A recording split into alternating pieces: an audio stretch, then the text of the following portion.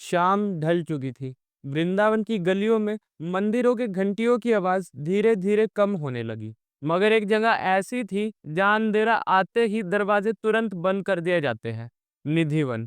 क्योंकि इस स्थान को लेकर ऐसी मान्यता है कि यहाँ रात होते ही श्री कृष्ण और राधा रानी स्वयं रास लीला रचाने आते हैं।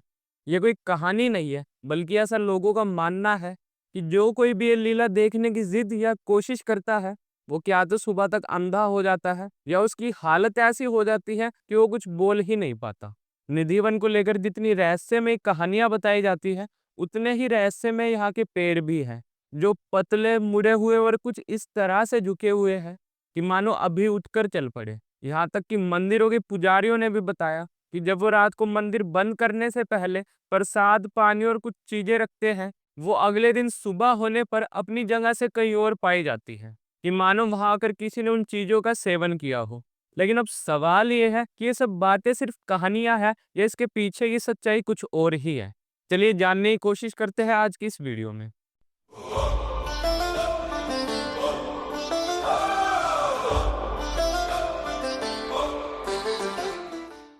जय हिंद, मेरा नाम है अनुराग शर्मा और स्वागत है आपका एक नई वीडियो में। रात का समय था, वृंदावन में अंधेरा धीरे धीरे उग रहा था। सड़कों पर भगवते भजन की आवाज धीरे धीरे कम होने लगी और एक अजीब सी ठंडक हवा को चीर रही थी। घड़ी में शाम के 6 बज चुके थे जब निधिवन के द्वार बंद होने वाले थे। लेकिन वो शाम थोड़ी अलग थी। मंदिर के पुजारी जल्दी जल्दी भक्तों को बाहर निकाल रहे थे। कृपया जल्दी कीजिए, मंदिर बंद होने वाला है। जल्दी कीजिए, आगे बढ़ते रहिए, रुकिए मत। उनकी आवाज में फर्ज नहीं, एक अजीब सी घबराहट थी कि मानो उन्हें कोई बात अंदर ही अंदर खाए जा रही हो। कहते हैं शाम होते ही निधिवन का एक भी दरवाजा खुला नहीं छोड़ा जाता, क्योंकि लोगों का ऐसा मानना है कि रात होते ही स्वयं श्री कृष्ण और राधा रानी यहाँ रास रचाने आते हैं। और जो कोई भी इस दिव्य घटना को देखने की हिम्मत करता है, वो सुबह तक कुछ देखने लायक ही नहीं रहता। निधिवन के आसपास के रहने वाले लोगों का तो यहाँ तक भी कहना है कि निधिवन के पेड़ कोई मामूली पेड़ नहीं है, बल्कि स्वयं गोपियों का स्वरूप है, जो रात होते ही राधा कृष्ण के साथ रास करते हैं।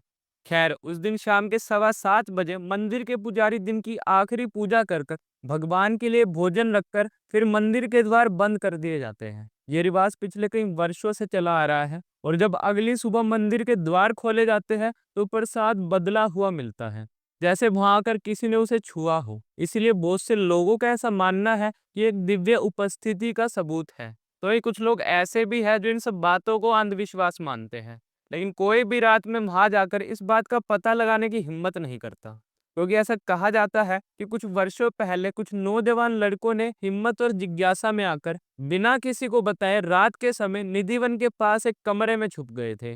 वो लोग पूरी प्लानिंग के साथ कैमरा वैमरा लेकर आए थे, तो वो रात भर वहां शूटिंग करेंगे और अगर सब कुछ नॉर्मल रहा तो अगले दिन सुबह प्रूफ्स के साथ वापस आएंगे।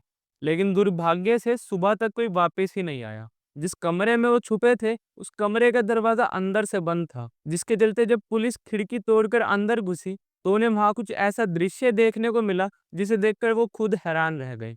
दरअसल उस कमरे में कोई मौजूद ही नहीं था, लेकिन उस कमरे की दीवारों पर नाखूनों से गहरे खुरचने के निशान बने हुए थे, कि मानो कोई डर के मारे अपनी जान बचाने के लिए दीवार खुरच रहा हो।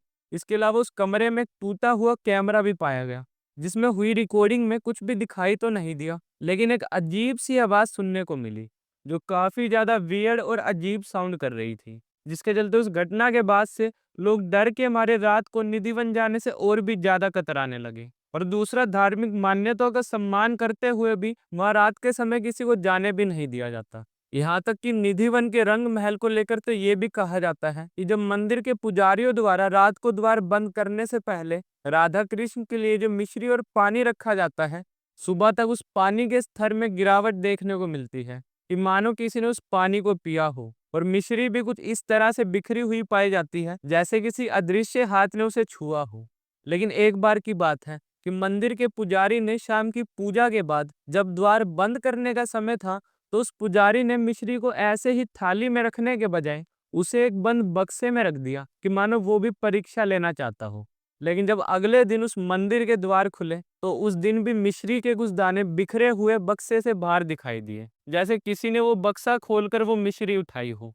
लेकिन सवाल ये है कि आखिरकार ये सब बातें क्या मंदगढ़ंत कहानियां हैं या वाकई में रात के समय राधा कृष्ण निधिवन आकर रास लीला रचाते हैं। इस सवाल का जवाब जानने से पहले आपको निधिवन की कहानी पता होनी चाहिए। धार्मिक कथा के अनुसार वृंदावन पहले एक बंजर जमीन हुआ करती थी, जहाँ हरियाली का तो नामो निशान तक नहीं था, बल्कि सिर्फ घनी और कांटेदार झाड़ियां ही हुआ करती थी, जहाँ असुरों का राज हुआ करता था। इसी के चलते ये भूमि मानव शापित जगह बन चुकी थी। लेकिन फिर देवी वृंदा ने यहाँ आकर तपस्या करना शुरू करी, जो साक्षात भक्ति और पवित्रता की देवी मानी जाती है। उनकी तपस्या से यहाँ का वातावरण धीरे धीरे बदलने लगा और इस जगह का नाम वृंदावन भी देवी वृंदा के नाम से ही पड़ा।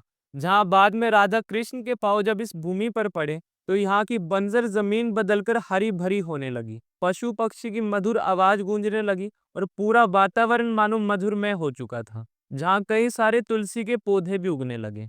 अब कथा के अनुसार जब श्री कृष्ण ने रास रचाने का संकल्प लिया, तो उन्होंने देवी वृंदा से प्रार्थना करी कि वो अपने तप से एक ऐसे स्थान को पवित्र करे जहाँ दिव्य प्रेम और भक्ति बिना किसी बाधा के हो सके। जिसके चलते देवी वृंदा ने इस वन के एक हिस्से को अपने तप से दिव्य शक्ति से भर दिया। यहाँ जो भी पेड़ पौधे उगे वो पतले, लचीले और नीचे झुके हुए थे, और इवन आज भी वैसे ही है।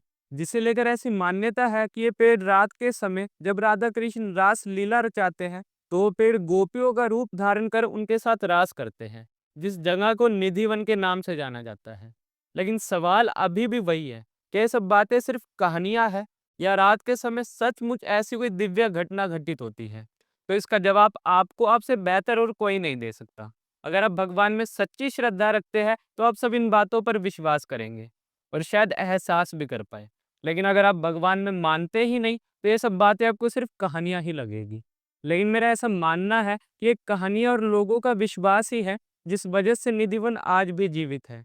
अगर ऐसी कहानियां और लोगों का विश्वास ना हो कि निधिवन में स्वयं राधा कृष्ण रास रचाने आते हैं, तो शायद आज निधिवन के पेड़ों को भी काटकर वहां फैक्ट्रियां या बड़े बड़े फ्लैट बना दिए जाते हैं। तो अगर कोई इन सब बातों पर विश्वास करता है तो इसमें कुछ गलत बात नहीं है, क्योंकि लोगों के इसी अटूट विश्वास की वजह से निधिवन के पेड़ आज भी संरक्षित हैं। तो मैं बस जाते जाते आपसे यही कहना चाहूंगा, चरण पड़े जहाँ शाम के, वहाँ प्रकृति ने नया रूप पाया। युग बीत गए पर रहस्य का पहरा दिन रात छाया। कहते हैं राधा श्याम रास आज भी यही रचाते हैं, इसीलिए कोई पत्ता तक नहीं तोड़ता, टहनी तक नहीं छूता। भय नहीं, श्रद्धा रोकती है, श्रद्धा जो हथियार से बड़ी होती है। लोग मानते हैं जो तोड़ेगा वृक्ष यहाँ, उसका भाग्य स्वयं टूट जाएगा। जो छेड़ेगा निधि वन को, उसकी जिंदगी से उजाला रूठ जाएगा। यही विश्वास वन की जड़ है, सुरक्षा का कवच है, अनकहा आदेश है। यही मन की दीवार है जो हर कुल्हाड़ी की धार से भी ज्यादा तेज है। और मनोवैज्ञानिक कहता है जहाँ डर नहीं वहाँ प्रेम संरक्षण बन जाता है। जहाँ आस्था हो वहाँ प्रकृति भी देवता कहलाती है। बाकी इस पर आप क्या सोचते हैं, हमें कमेंट सेक्शन में लिखकर जरूर बताएं। टिल देन गुड बाय, जय हिंद, राधे राधे।